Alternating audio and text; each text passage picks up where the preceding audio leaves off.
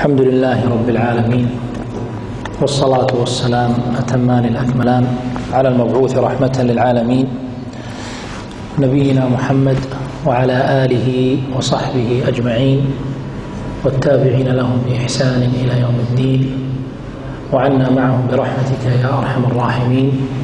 اللهم علمنا ما ينفعنا وارفعنا وانفعنا بما علمتنا وزدنا علما واغفر لنا يا رب العالمين. أما بعد، فأسأل الله سبحانه وتعالى أن يتقبل منا ومنكم الصيام والقيام، وأن يجعلنا وإياكم من المقبولين في هذا الشهر الكريم، وأن يرزقنا وإياكم العتق من النيران ووالدينا وأحبابنا يا رب العالمين. في هذه الدقائق إن شاء الله سنتذاكر أمرا مهما يتعلق بأمر مهم. فأعظم أركان الإسلام العملية الصلاة، فهي أعظم الأعمال بعد الشهادتين، والصلاة نحن مطالبون فيها بالخشوع وبالطمأنينة. ومن أعظم ما يعين على الخشوع والطمأنينة في الصلاة إحضار الذهن وإعمال العقل فيما يقوله الإنسان. فالإنسان إذا لم يشغل عقله وذهنه في الصلاة بما هو فيه، أي بالصلاة، سرح ذهنه وشطح يمينا وشمالا وسار في أودية الدنيا، ثم يفاجأ أنه وصل إلى التسليم وهو لا يدري إيش قرأ وكم صلى. ولا شك أن لا يستوي المصلي الذي قد حضر ذهنه في الصلاة مع المصلي الذي غاب ذهنه في الصلاة، كما أخبر النبي صلى الله عليه وسلم: رب مصل يخرج من الصلاة وليس له إلا نصفها، ربعها، ثلثها، سدسها، عشرها. رب مصل يخرج من الصلاة ليس له من الصلاة شيء، فقط أسقطت عنه المطالبة فقط، لكن أجر لا يوجد أجر، لأنه لم يشعر فيها بشيء. فمما يعين على إحضار القلب فيها تعقل الأذكار الواردة في الصلاة، والتي نحن نقولها فعلا، ولكن نحن نقولها بلساننا. فهل أحضرنا عقلنا وفكرنا مع هذا اللسان أم لا؟ فإن أحضرته وحاولت أن تتدبر وتتفهم ما تقول فالحمد لله، وإلا فلن تستطيع أن تخشع في الصلاة خشوعا كاملا. لذلك إن شاء الله خلال هذه الدقائق سنمر سريعا وبشكل مختصر على أذكار الصلاة من بدايتها إلى نهايتها، ونتدبر ونحاول أن نتفهم معانيها، ليعيننا ذلك إن شاء الله أن نتدبرها وأن نعقلها في الصلاة. أول ما يقوله الإنسان في الصلاة وهو مفتاح الصلاة التكبير، يقول الله أكبر. والتكبير يتكرر في الصلاة في كل فعل، في تكبيرة الإحرام، وفي النزول للركوع، وفي النزول للسجود والرفع منه. ففي كل حركة في الصلاة فيها تكبير، ما عدا الرفع من الركوع يقول سمع الله لمن حمده. والتكبير أي أن تقول الله أكبر. وأكبر هذه من أفعال التفضيل يسمونها، يعني تقول فلان أطول من فلان، فلان أقصر من فلان، فلان أعلم من فلان، فلان أفضل من فلان. فأفعال التفضيل تتطلب مفضلا ومفضلا عليه، لابد من اثنين. يعني تقول فلان أطول، طيب أطول من منه؟ لابد تقول أطول من فلان. لكن هنا في التكبير لم نذكر المفضل عليه، قل الله أكبر، ولم تقل أكبر من ماذا؟ لماذا؟ لأن الله سبحانه وتعالى أكبر من كل شيء، فلا داعي أن نذكر شيئا، لأن الله سبحانه وتعالى أكبر من كل شيء، لذلك أطلقت الله أكبر. والتكبير هذا الذكر محبوب لله سبحانه وتعالى، هذا الذكر أحد الأذكار الأربعة التي هي من أحب الأذكار وأحب الكلام إلى الله سبحانه وتعالى بعد القرآن، كما روى مسلم في صحيحه عن سمرة بن جندب رضي الله عنه أن النبي صلى الله عليه وسلم قال: أحب الكلام إلى الله أربع لا يضرك بأيهن بدأت، سبحان الله والحمد لله ولا إله إلا الله والله أكبر.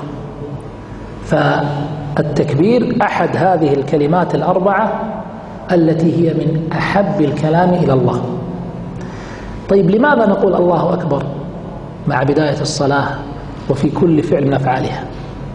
يقول العلماء: هذا تذكير لك بأن ما أنت فيه وامتثال أمر الله سبحانه وتعالى أكبر من كل شيء، فما تفكر فيه مما يشغلك عن الصلاة الله أكبر منه، وما تركته وراءك وأتيت إلى الصلاة تاركا إياه اعلم أن الله أكبر منه.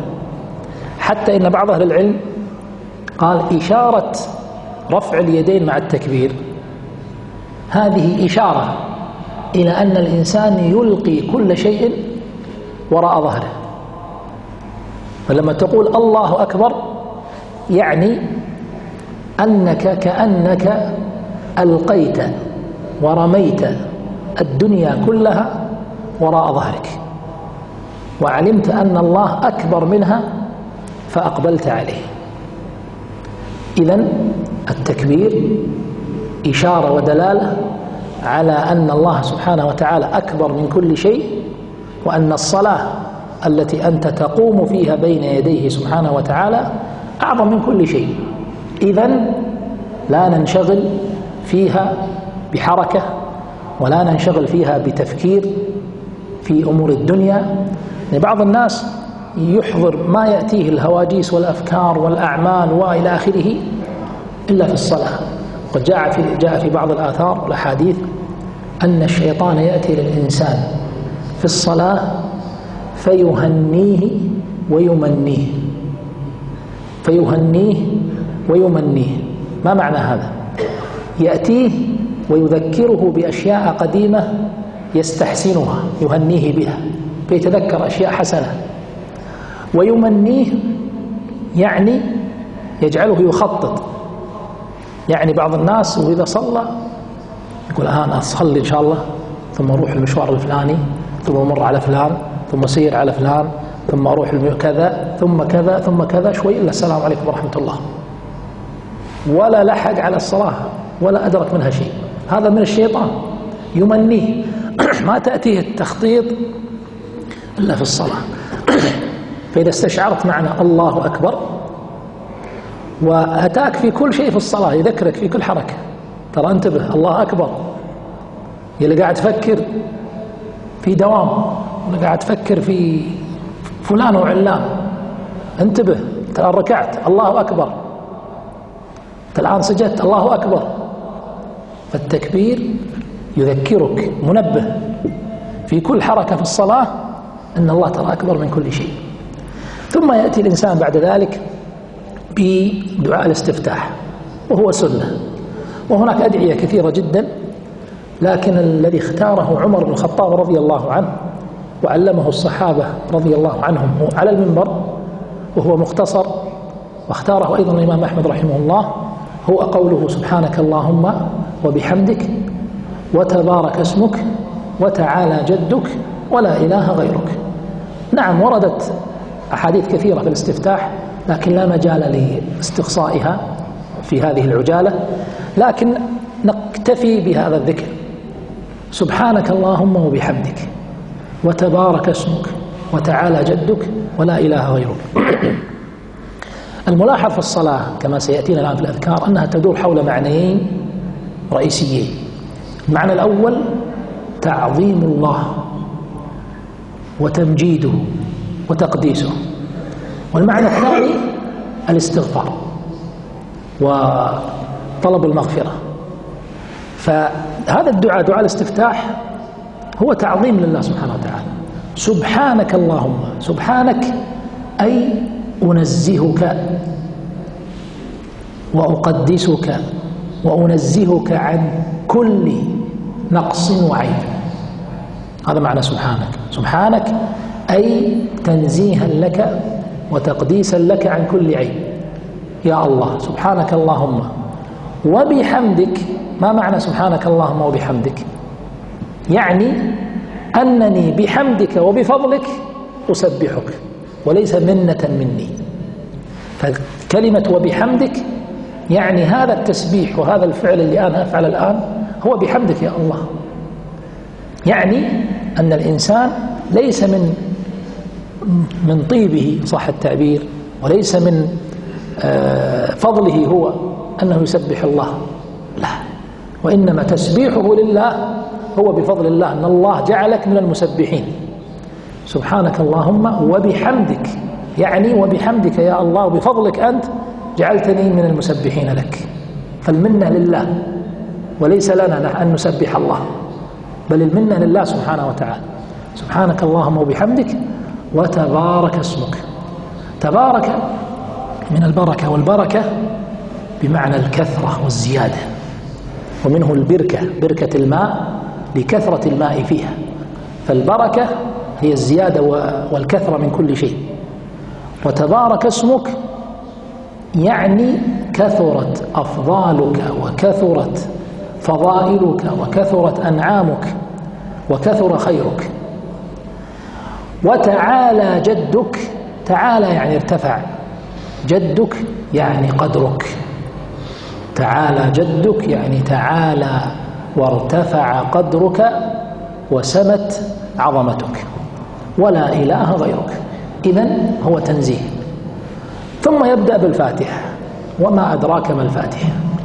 هذه السورة التي هي أم القرآن، وهي القرآن العظيم، وهي أم الكتاب، وهي الفاتحة.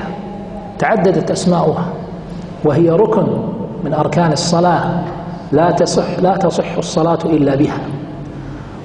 وإذا دخلنا في تفسير سورة الفاتحة سيطول من المقام جدا، لذلك نقتصر على بيان لماذا هي أم الكتاب، لماذا هي أم القرآن. القرآن الكريم يدور حول مقاصد معينة. كل ما في القرآن الكريم يرجع إلى هذه المقاصد، وهذه المقاصد هي التوحيد، وإثبات النبوات وبعث الرسل، وإثبات المعاد واليوم الآخر، والوعد والوعيد والقصص والأحكام. هذه المقاصد السبعة هي التي يدور عليها كتاب الله. فما في آية من القرآن إلا وترجع في النهاية إلى أحد هذه المقاصد السبعة: التوحيد، وهو توحيد الألوهية، توحيد الربوبية، توحيد الأسماء والصفات، وإثبات النبوات وبعث الرسل، وإثبات اليوم الآخر، والوعد للمتقين بالنعيم، والوعيد للعاصين والكافرين بالشقاء، وقصص وأحكام شرعية. هذه المقاصد السبعة كلها موجودة في سورة الفاتحة. يقول الله سبحانه وتعالى: الحمد لله رب العالمين الرحمن الرحيم. هذه أنواع التوحيد الثلاثة. الحمد لله توحيد الألوهية، رب العالمين هذا توحيد الربوبية، الرحمن الرحيم هذا فيه إشارة إلى توحيد الأسماء والصفات.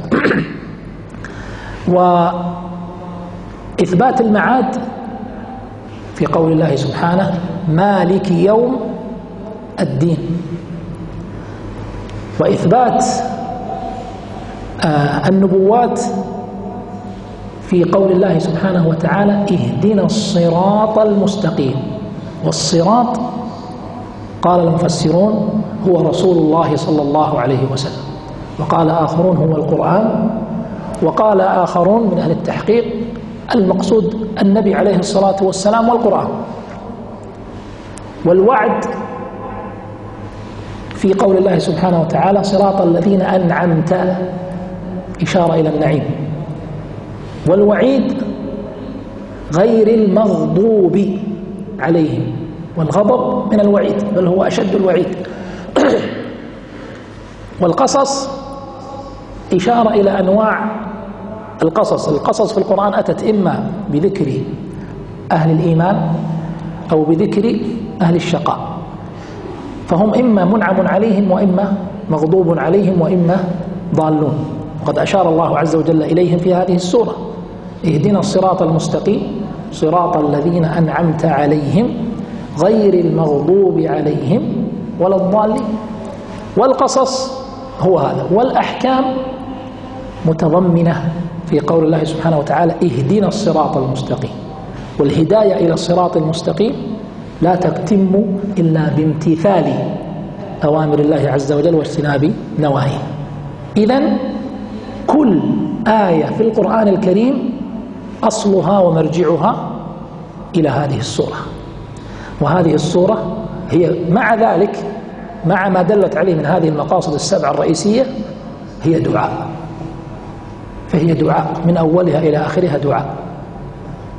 بدأت بالثناء والحمد كما قال النبي صلى الله عليه وسلم قال الله عز وجل قسمت الصلاة بيني وبين عبدي نصفين. الصلاة يعني سورة الفاتحة.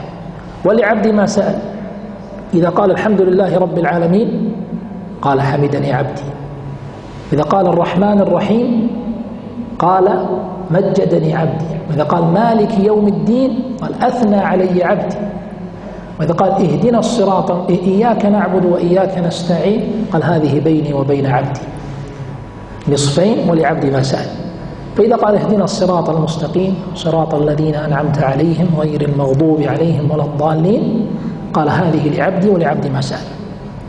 كذلك الفاتحة فيها أعظم دعاء يدعوه الإنسان وهو الدعاء بالهداية اهدنا الصراط المستقيم، دعاء شامل وجامع لكل ما يحتاجه الإنسان. والفاتحة كما قلنا الحديث فيها يطول، ولكن هذه إشارات سريعة. ثم بعد ذلك يقرأ ما تيسر معه من القرآن ثم يقول الله أكبر ويركع ويقول في الركوع سبحان ربي العظيم. ونلاحظ هنا التسبيح والتنزيه وذكر وصف الله عز وجل بالعظمة.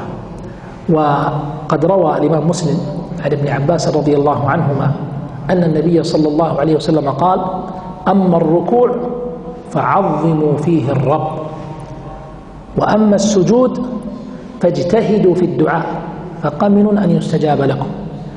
وكذلك روى الإمام أبو داود في سننه عن عقبة بن عامر رضي الله عنه أنه لما نزلت آية فسبح باسم ربك العظيم قال النبي صلى الله عليه وسلم اجعلوها في ركوعكم.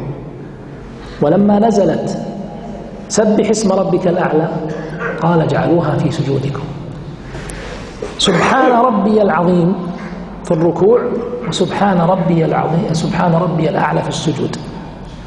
قال ابن رجب رحمه الله أن الركوع والسجود من أعمال الخضوع لله سبحانه وتعالى، فهو دلالة على الخضوع لله والتذلل له، فناسب أن يواطئ اللسان الفعل. الفعل خاضع ومعظم لله سبحانه وتعالى في هذا الركوع، ومعظم لله ومتذلل له في السجود، فناسب إمعانا في تعظيم الله أن يضم القول إلى الفعل، كما أن جسدك قد خضع وجسدك قد اعترف بعظم الله سبحانه وتعالى وبعلوه، كذلك لسانك يصدق فعلك فيعترف بعظمة الله سبحانه وتعالى. ثم يقول سمع الله لمن حمده. سمع في اللغة العربية لها معنيان: سمع أدرك بأذنه، أدرك الأصوات، وسمع بمعنى استجاب. هنا سمع الله لمن حمده ليس معنى أدرك أو سمع الصوت، وإنما استجاب، يعني سمع الله لمن حمده، يعني هذا دعاء أن يستجيب الله لك يا من حمدت ربك. فهذا دعاء كقول الإنسان رحم الله فلانا، يعني اللهم ارحم فلانا. سمع الله لمن حمده يعني اللهم استجب لمن حمده، أي للمصلي الذي صلى وحمد الله. ثم يقول ربنا ولك الحمد. طبعا وردت عدة روايات: ربنا ولك الحمد، ربنا لك الحمد، اللهم ربنا لك الحمد، اللهم ربنا ولك الحمد، كلها ثابتة. لكن العلماء والفقهاء قالوا صيغة ربنا ولك الحمد مع زيادة الواو أولى. لماذا؟ قال لأن فيها أكثر الروايات جاءت عن ابن عمر وأنس وأبي هريرة رضي الله عنه بإثبات الواو، إضافة إلى زيادة حرف، وزيادة الحرف أولى من نقصانه. الأمر الثالث أن قوله ربنا ولك الحمد فيه زيادة في المعنى. كيف؟ الواو هذه واو عاطفة، ولا بد أن تقدر ما تعطف عليه، فتقدر الحمد مرتين، فيصير تقديرها ربنا حمدناك ولك الحمد. إذا قلت ربنا ولك الحمد فأنت قد حمدت ربك مرتين، حمدته لفظا وحمدته معنى. والحمد هو الثناء على الله عز وجل بجميل صفاته محبة وتعظيما.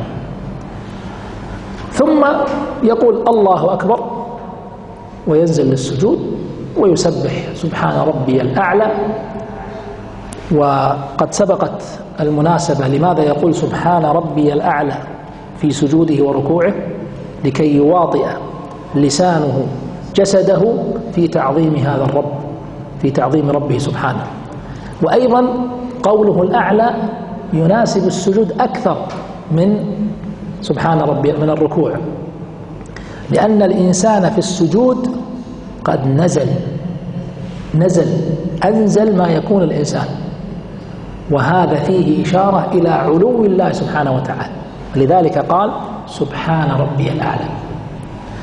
ثم بعد ذلك يأتي بالركعة الثانية، ثم يأتي بالتشهد.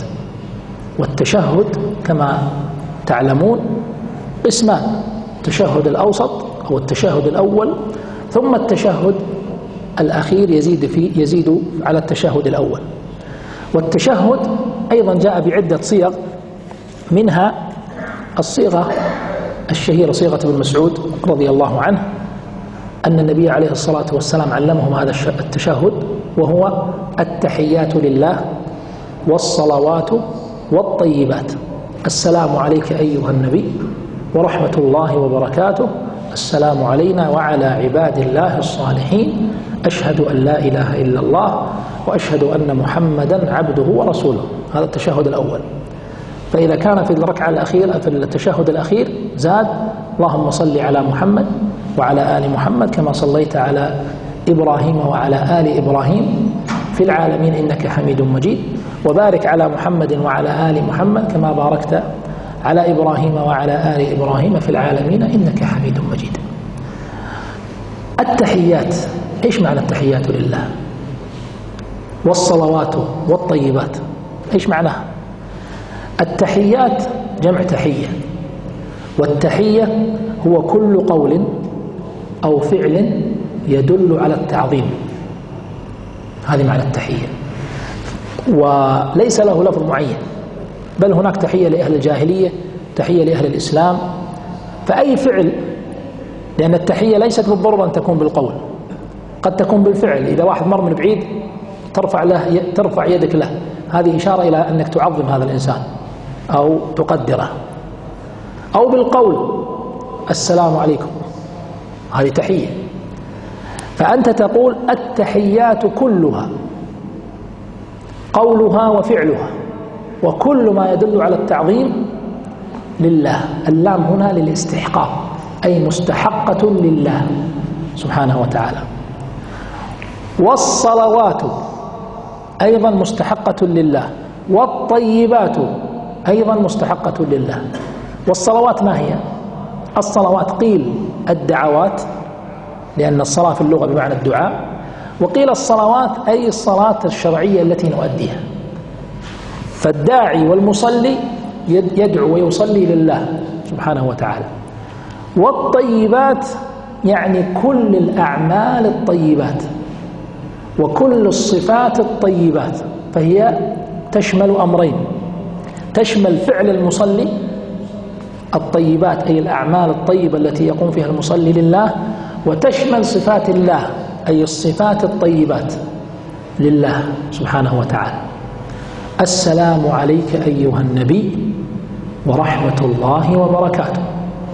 هنا السلام عليك، الكاف هنا كاف إيش؟ كاف المخاطب، ليس كذلك؟ وهل النبي صلى الله عليه وسلم نخاطبه نحن بهذا التشهد؟ نحن نقول السلام عليك، ما نقول السلام على النبي، نقول السلام عليك أيها النبي ورحمة الله وبركاته، فكأننا نخاطبه. لذلك في صحيح البخاري لما مات النبي صلى الله عليه وسلم كان ابن مسعود رضي الله عنه يقول في تشهده بعد وفاة النبي عليه الصلاة والسلام، يقول السلام على النبي، وما يقول السلام عليك أيها النبي، لأنه يرى أن النبي عليه الصلاة والسلام قد مات، فما لا داعي نقول السلام عليك أيها النبي.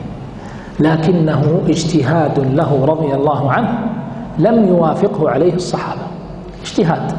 أما الصحابة فقد استمروا على هذا الذكر الذي علمهم إياه النبي صلى الله عليه وسلم، السلام عليك أيها النبي. طيب لماذا نقول السلام عليك؟ قال شيخ الإسلام ابن تيمية رحمه الله في كتابه اقتضاء الصراط المستقيم أن الإنسان لما يقول السلام عليك أيها النبي هذا دعاء للنبي عليه الصلاة والسلام، ندعو الله أن يرزق النبي صلى الله عليه وسلم السلام. ويقول ابن تيمية رحمه الله فمن شدة استحضارك للنبي عليه الصلاة والسلام يكون كأنه قائم بين يديك، رغم أنه عليه الصلاة والسلام ليس كذلك، هو كما قال الله عز وجل إنك ميت وإنهم ميتون، ولكن من شدة استحضار حال المدعو له وهو النبي عليه الصلاة والسلام نزل منزلة الحاضر، تقول السلام عليك أيها النبي كأنه موجود، والواقع أنه ليس الموجود، كأن من شدة استحضار حال المدعو وهو النبي عليه الصلاة والسلام، كما ذكر ذلك شيخ الإسلام ابن تيمية رحمه الله. ورحمة الله وبركاته، السلام علينا وعلى عباد الله الصالحين. علينا منه؟ قيل المصلين في الجماعة.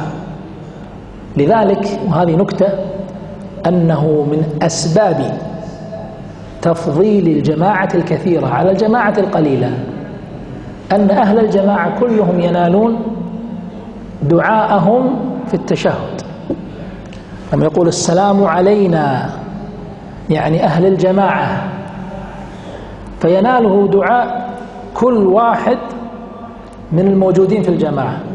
لذلك العلماء لما قالوا نفاضل بين أي مسجد أو أي جماعة، طبعا قالوا المسجد العتيق ثم المسجد الأبعد، من معايير التفاضل قال الأكثر جماعة.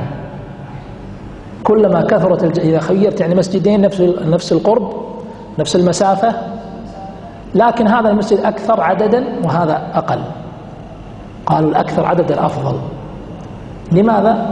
لأن المصلين ينالون دعوة بعضهم في قوله في التشهد السلام علينا وعلى عباد الله الصالحين، أشهد أن لا إله إلا الله وأشهد أن محمدا عبده ورسوله، ثم يصلي على النبي صلى الله عليه وسلم.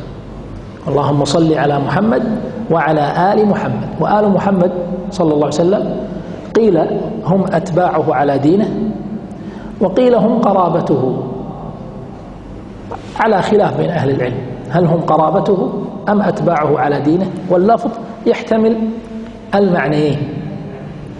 اللهم صل على محمد وعلى آل محمد كما صليت على إبراهيم وعلى آل إبراهيم، وبارك على محمد وعلى آل محمد كما باركت على إبراهيم وعلى آل إبراهيم في العالمين، بارك لهم في العالمين إنك حميد مجيد.